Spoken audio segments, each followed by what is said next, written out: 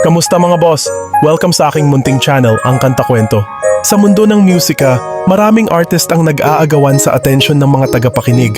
Sa ating tatalakayin na ngayon, ang focus ay nasa dalawa sa mga kilalang pangalan, ang Sweet Notes Music na kinakatawan ni na BJ at Charlotte at ang charismatic na si Elias kasama ang kanyang banda.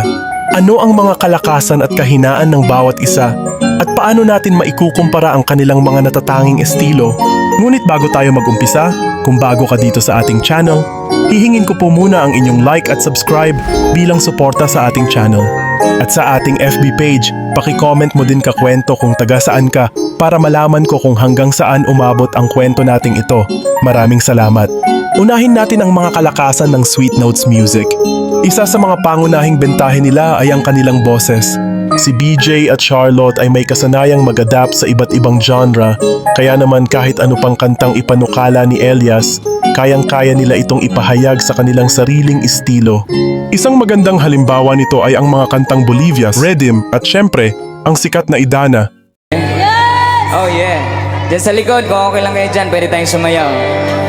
Ayaw mo kaulaw nga kamo nga nagsayaw, sasayaw sa bukid do. Ala, sayaw! Sayaw, sayaw. Ala, isayaw na, isayaw na! Here we go!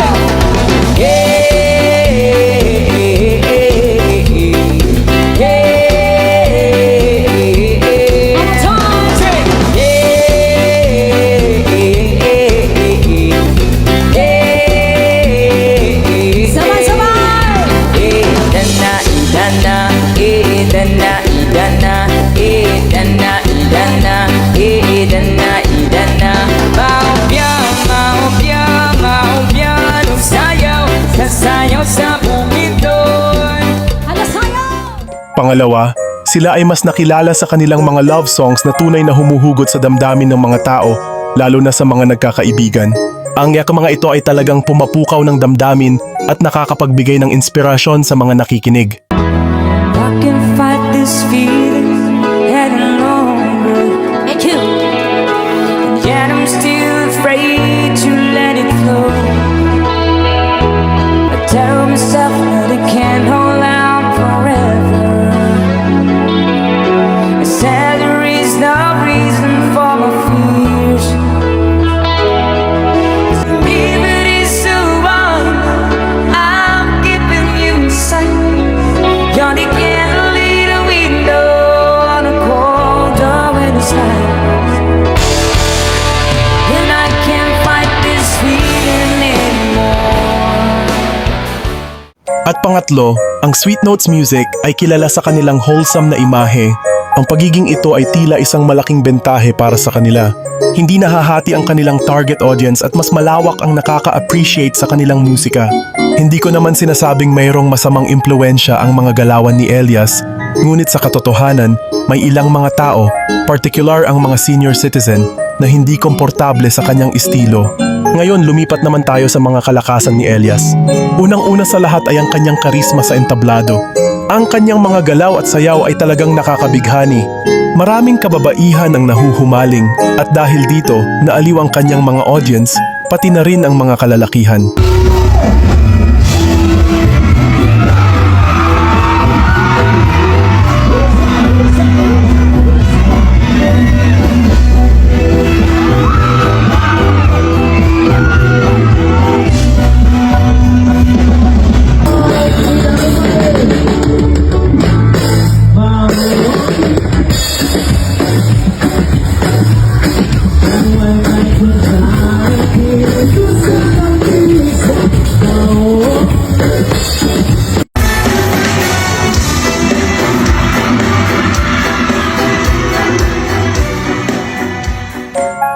Pangalawa, ang kanyang boses ay talagang puno ng angas, lalo na sa kanyang mga reggae version ng mga awitin.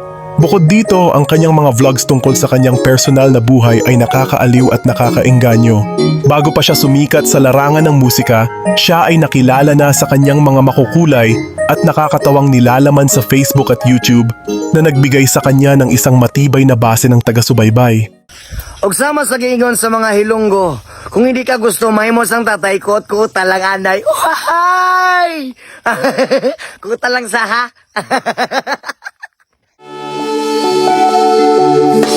Subaw, pampararararara, subaw, pamparara.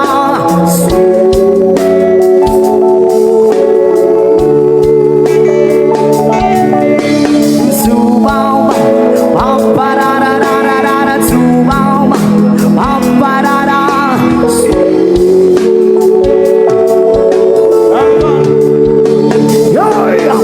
Sa kada po sa kalibutan, pasalamat ka, ikaw ang gipili. Agi-agi lang kunuhay, pero ikaw radi ay ang ginili. Pangatlo, ang kanyang banda ay gumagamit ng mga live na instrumento. Samantalang ang Sweet Notes ay isang sequencer duo na umaasa sa recorded music, ang live band ni Elias ay nagbibigay buhay at damdamin sa kanilang mga tunog na mas nakakaengganyo sa mga tagapanood. Tulad ng anumang sitwasyon, hindi maiiwasan ang pagkakaiba ng opinyon ng mga tagahanga. Maraming fans ng Sweet Notes ang nag-uugat ng pagdududa na tila ang kanilang musika ay parang videoke, habang ang ilan naman kay Elias ay nagsasabi na ang kanyang performance ay malamalaswa. Sa kabila ng mga kritisismo, mahalaga ang pagiging mature ng mga tagahanga at pag-unawa sa sining. Ang mga artist ay naglalabas ng kani-kanilang estilo at mensahe. Mahalaga na suportahan ang ating mga kababayang artist sa kanilang mga pinipiling daan at huwag gawing dahilan ang pagkakaiba ng musika para sa hidwaan. Dapat tayong magtamasa ng kalayaan sa pagpili ng ating gustong pakinggan. Ngunit sana ito ay hindi magdulot ng sakit sa damdamin ng mga artist at kanilang mga taga-suporta. Sa huli, ang Sweet Notes Music at Elias kasama ang kanyang banda ay pareho na mumukod tangi sa kani-kanilang paraan. Tayo'y tinatawagan na sumuporta sa kanila at tanggapin ang kanilang musika kung saan tayo masaya. Ang mas mahalaga ay ang pagkakaunawan at respeto sa iba't ibang forma ng sining. Kayo ba mga kakwento, maka-Elias ka ba o maka-Sweet Notes o parehas?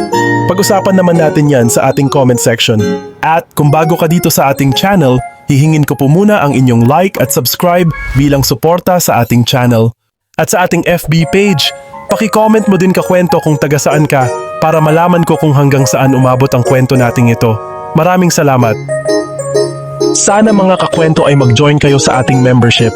Ito'y 25 pesos lamang upang ma-access nyo ang ating mga special emoji para sa comment section at mga early access sa ating mga content at marami pang iba. Salamat na agad mga kakwento, salamat sa pagsama sa akin hanggang dito sa dulo ng ating kwento. Muli, ito ang kanta kwento na nagsasabing, mabuhay ang talentong Pilipino.